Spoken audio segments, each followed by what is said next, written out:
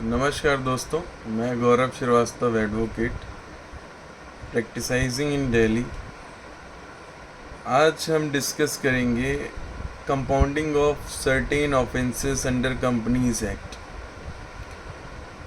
पिछले कुछ दिनों में मेरे कुछ सीएस फ्रेंड्स के कॉल्स आए जिसमें उन्होंने कहा कि यार एक चीज़ बताओ कि क्या हम अगर मान लो आरओसी किसी सेक्शन में कोई पेनल्टी प्रेस्क्राइब्ड है और उस सेक्शन में आरओसी पेनल्टी इम्पोज कर देता है, तो क्या हम कंपाउंडिंग करा सकते हैं या नहीं करा सकते।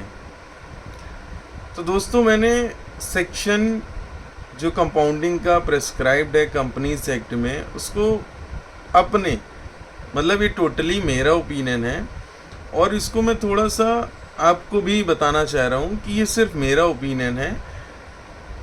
आप खुद अपनी इंटरप्रिटेशन भी निकाल सकते हैं, लेकिन मैं ये कहूँगा कि पिछले कुछ दिनों में कुछ चीज़ें हैं जो जैसे कुछ लोगों ने बताया कि यहाँ पर पेनल्टी नहीं इंक्लूड है, तो मैं थोड़ा सा इंटरप्रेट करके बताता हूँ आपको। इस section 441 of the companies act है जो ये कहता है कि notwithstanding anything contained in the Code of Criminal Procedure 1973। तो सबसे पहली चीज़ तो इसने कह दिया notwithstanding, मतलब कुछ भी लिखा हो सीआरपीसी में, हमें सिर्फ और सिर्फ कंपनीज एक्ट देखना है। आगे चलते हैं तो कहता है कि notwithstanding anything contained in CRPC any offense punishable under this act, any offence punishable under this act. अब यहाँ पर पनिशमेंट का जो फॉर्म है वो क्लियर नहीं कर रहा है कि वो फाइन है या पेनल्टी है, पहली चीज।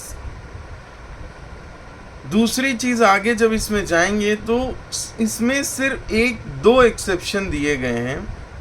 वो ये कह रहा है कि वो ऑफेंस जो पनिशेबल अंडर दिस एक्ट है उस सेक्शन में क्या नहीं होना चाहिए, not being an offence punishable with imprisonment only.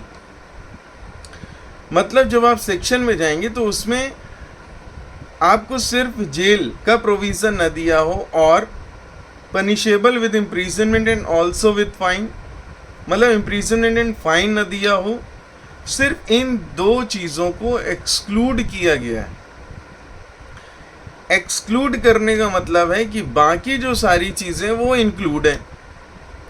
अब इंक्लूड क्या क्या है, जैसे यहाँ पर मना कर रहा है कि पनिशेबल विद इम्प्रिजनमेंट ओनली, इसका मतलब क्या है कि अगर पनिशमेंट विद फाइन ओनली है तो आप जा सकते हैं।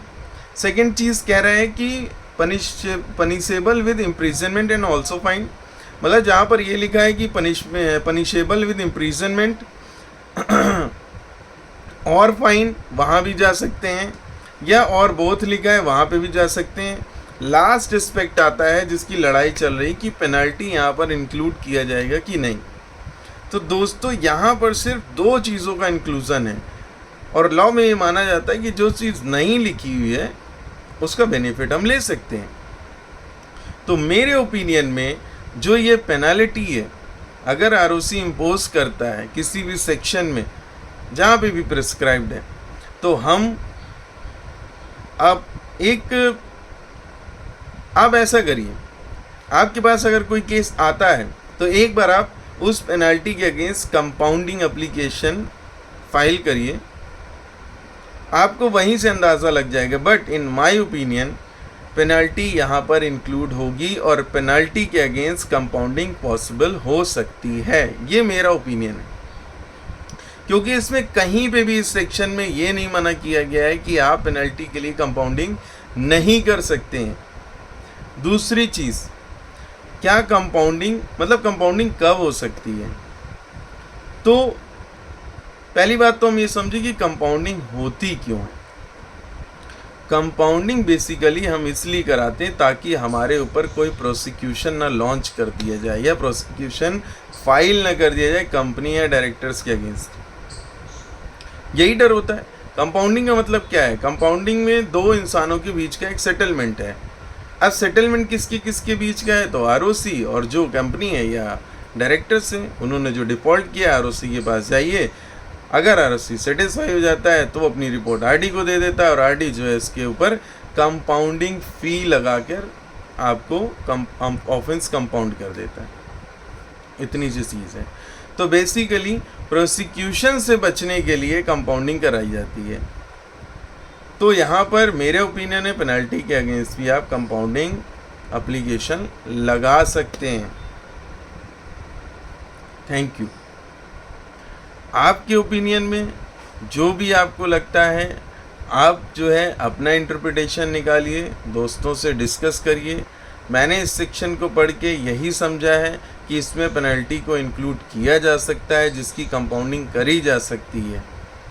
ये टोटली मेरा व्यू है। आप किसी सीनियर की भी हेल्प ले सकते हैं, किसी डाइजेस्ट की भी हेल्प ले सकते हैं, कोई कमेंट्री आती उसकी हेल्प ले सकते हैं, कोई जजमेंट्स है उसकी भी हेल्प ले सकते हैं।